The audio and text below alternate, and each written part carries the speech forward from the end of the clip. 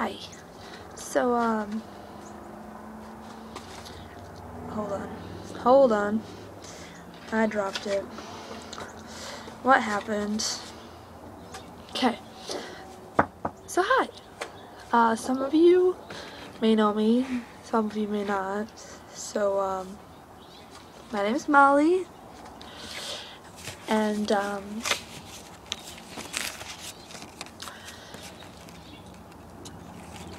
you know how people do like those things about their lives and use those card things? I decided to do one without using the cards because it would take a long time, so I thought explaining it would be better. So, my story. I grew up in a small town where everyone knew everyone, and mud bogging, fishing, camping, riding horses, all that stuff, like out in the country, you know? And, I have a paper over here, just like I put my thoughts down. It's like, it was, you could consider it like not exactly a perfect childhood, but to a point where I had everything that I needed. But fourth, I think, yeah, that's probably when it started getting bad. I was pretty good. I was a good kid. I didn't get in trouble most of the time, unless I was like fighting with my brother. But fourth grade, I think. I started fourth grade, and I developed this terrible case of anxiety, and I worried about like everything, anything and everything that a 9-year-old definitely should not be worrying about. And eventually that caused me to stop eating, and near the middle of my fourth grade year, I was diagnosed with anorexia. So I was pretty much a 9-year-old with an eating disorder, which is pretty sad. I was scared to death. I went to Ann Arbor every week. Needles after needles, test after test. It became something I feared. It was not fun. Definitely not fun having to go to a hospital and see a bunch of sick kids walking around knowing that you were one of them. It continued through the 6th grade, 7th grade. 6th grade or 7th grade, I know for sure at one point I was 5'5" and I weighed 62 pounds. So yeah, it's not good. But I'm definitely a survivor of that. I overcame anorexia by the time I was 13, so I won that battle. That battle I was fighting for 4 years on end. It was tough, but I got through it, and everything was good for a while, until I was diagnosed with OCD.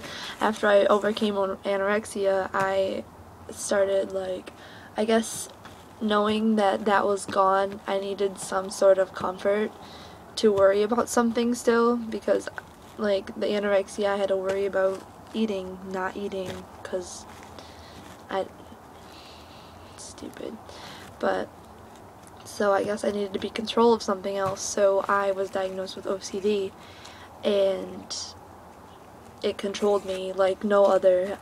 Everything I did would like revolve around numbers. Like I'd have to count to 13, or I'd have to count to 24, and I would have to like repeat whatever I was doing, like turning light switches on and off, opening and shutting doors. That was the worst. Pushing buttons. Like I would just have to keep doing it until I reached that number that was like good for me. And I honestly wanted to give up. I was 13 years old when I was diagnosed with that, so it was right after I was out of that anorexia stage. I had a lot of depressive thoughts, and like I've overcome everything that like I was diagnosed with, but sometimes it does still come back and haunt me, like just out of the blue one day, 2 days maybe at the most, and then it'll go away again. So it's just something that comes and goes, but it's not as severe as it used to be. But after that, everything was fine. Like, overcame that. I overcame my anxiety after a while. Like, I couldn't spend the night at people's houses. Everything was just so scary. I worried about everything. I worried about my parents, my family, everything. And it was out of my control because I couldn't help it, because I just needed that sort of comfort, I guess. And, so yeah, everything was fine until the 10th grade. I remember that was like February. No, actually it was February of my freshman year when my mom told me that her and my dad were getting a divorce, and that got to me. That got to me real good. Major breakdown there. Then my dad left our house 4 months later on June 7th of that, like, the summer before my sophomore year. Him and my mom got in, like, this argument in the garage, and he just left. He went and he came back, got all of his stuff, and he moved out. And that was hard. That was really hard. That was one of the hardest times in my life, having to know that my dad left. And I didn't know, like, I guess it wasn't to the point that I was like, that I was too young to not understand, but I still didn't know why, and I thought it was my fault that they got the divorce and all this other stuff. And then I know the divorce finalized, oh my god, it finalized the first day of my sophomore year, and that was crazy hell. It was definitely hard on me for a while. I slacked off in school because that's all I could think about. Now I got C's and D's, and if I could go back, I would definitely redo that. Completely different. And that same year, sophomore year, is when I came out to myself and to the school that I was bi-curious, I guess you can say. There was this girl that I dated. Her name was Jade. And that was really hard for me because I was new to it. I remember what day, October 24th, 2010, that was the day. And ever since then, like, it was hard for me. It was new to me, and I didn't know what to do or how to accept it.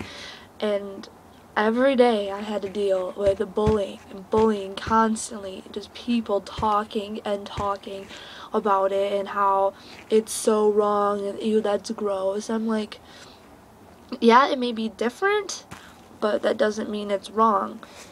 It was hard for me to even have the balls to come out like that, and then have people make it harder because I was so confused and they kept talking about me.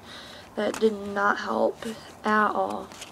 It made it a lot harder. And I remember I came home every day that year, came into my room, put my stuff down, broke down and cried because people, the entire school that year, every single person bullied me at least once, except for the people that were like my friends, because they didn't understand and they didn't know me. And honestly, you shouldn't have talked what you talked about me, because that was one of the hardest things I ever had to go through, one of the hardest things I ever had to accept about myself, and people talking about me constantly just made it that much harder. And all that resulted in me getting suspended on February 17, 2011, because me and her kissed in the hallway, and administration went crazy. It wasn't fair. I mean, how many straight couples kiss all the time in front of administration, and they just, like, go to class or whatever? But I got suspended for it because it was girl on girl, and just, I don't even know. But so yeah, the same night I got suspended, I had to come out to my mother because she didn't know, and the administration wouldn't do anything, so I had to come out to my mother the same day that I got suspended. That was rough, and the hardest part was that my mom did not accept me. at all. She did not want me to be gay. She did not want me dating girls. And I remember the week before that, I told my dad straight up, I was like, Dad, I like this girl. And he cried. I remember he cried, and he's like, well, at least you can't get pregnant. And I'm like, yeah.